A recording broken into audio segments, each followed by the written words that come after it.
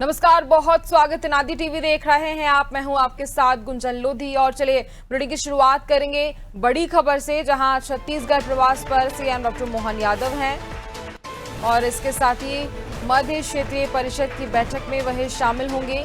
बस्तर में मध्य क्षेत्रीय परिषद की ये बैठक होगी, सीएम डॉक्टर मोहन यादव शामिल होंगे। केंद्रीय गृह मंत्री अमित शाह ये बैठक लेने वाले हैं और ये बड़ी बैठक काफी मायनों में जो खास मानी जा रही है। एमपी समेत 4 राज्यों के सीएम इस बीच शामिल होंगे। उत्तराखंड के सीएम पुष्कर सिंह धामी भी शिरकत करेंगे।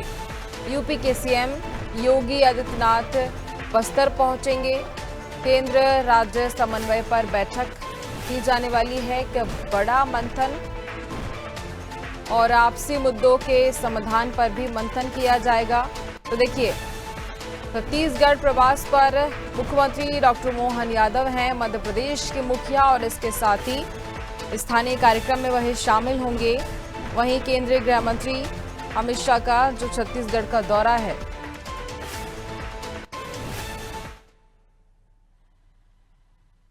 क्षेत्रीय परिषद की बैठक में शामिल हुए। माननीय गृह मंत्री जी के नेतृत्व में ये हमारे देश का सौभाग्य है। क्षेत्रीय राज्य परिषद के बलबूते पर हम अपने क्षेत्र के संवैधानिक दायित्वों का निर्वहन करते हुए माननीय गृह मंत्री के नेतृत्व में राज्यों के साथ मिलकर के 4 राज्यों का ये क्रम है, जिसमें बीते साल हम उत्तर प्रदेश में थे, आज बस्तर में है। बस्तर में मैं सच में पहली बार आया हूँ, लेकिन ऐसा लग रहा है कि बार बार आते रहो, इतना अच्छा लगा। इसी पर ज्यादा जानकारी लेंगे। सहयोगी दिव्या गोयल हमारे साथ जुड़ रही हैं। दिव्या, हमने देखा है कि केंद्रीय गृह मंत्री अमित शाह का जब जब दौरा रहता है छत्तीसगढ़ के लिए, कुछ एक नई प्लानिंग की जाती है, एक नई रणनीति बनाई जाती है और इस बार कुछ नया होने वाला है। अलग अलग राज्यों के मुख्यमंत्री पहुंचेंगे, मध्य प्रदेश के मुखिया भी पहुंचेंगे, बैठक होगी और इस बैठक के बीच कई ऐसे खास विषय जिनको लेकर बातचीत होगी, चर्चा होगी। दिव्या, कौन से ऐसे मामले हो सकते हैं जिनको लेकर खास बातचीत हो सकती है? देखिए गुंजन, ये बैठक अगर देखा जाए तो केवल मध्य प्रदेश या छत्तीसगढ़ के लिए ही महत्वपूर्ण नहीं है, बल्कि उत्तराखंड के लिए, उत्तर प्रदेश के लिए भी बहुत महत्वपूर्ण है, क्योंकि जो चारों राज्य इसके मुख्यमंत्री जो है इस बैठक में शामिल हो रहे हैं। खुद गृह मंत्री अमित शाह इस बैठक को लेंगे, अध्यक्षता करेंगे और ये बहुत महत्वपूर्ण है, क्योंकि जैसे कि देखने में आता है कि कई तमाम ऐसे मामले होते हैं जिनमें आपसी राज्यों का सामंजस्य होना जरूरी है। जैसे कि आपने केन बेतवा लिंक परियोजना देखी और ऐसी अभी फिलहाल कई सारी तमाम परियोजनाएं चल रही हैं, योजनाएं चल रही हैं, जिसमें जो राज्यों के बीच में सौहार्दपूर्ण रवैया होना जरूरी है, एक आपसी सामंजस्य होना जरूरी है और इसी उद्देश्य से इस बैठक को बुलाया गया है। और आज ये बैठक आयोजित की जा रही है बस्तर में।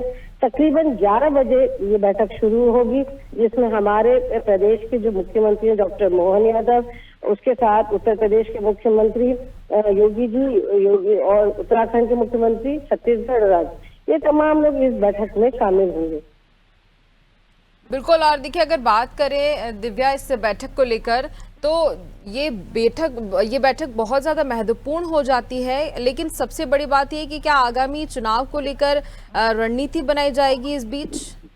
देखिए गुंजन, इस बैठक को बहुत ज्यादा राजनीतिक तौर की जगह अगर राज्यों के विषय के तौर पर देखा जाएगा तो मेरे हिसाब से शायद ज्यादा बेहतर होगा, क्योंकि जैसे कि हम जो बात कर रहे थे और इस बैठक का उद्देश्य था और मुख्यमंत्री जी ने भी जो बात बताई है कि सभी राज्यों के बीच में एक परस्पर कोऑर्डिनेशन बिठाना, क्योंकि जब भी कोई योजना शुरू होती है वृहद स्तर पर, तो ये बहुत जरूरी होता है कि जो पड़ोसी राज्य है वो इसमें प्रॉपर इन्वॉल्व हो, बराबर सबकी भागीदारी हो, तभी किसी योजना का फलीभूत हो पाता है। क्योंकि जैसे कि आप देखिए केन बेतवा जो लिंक परियोजना है, इसमें उत्तर प्रदेश और मध्य प्रदेश दोनों का आपसी परस्पर सामंजस्य के बाद सालों से जो ये लटकी हुई योजना थी, कई सालों से इसमें कोई निदान नहीं हो पा रहा था।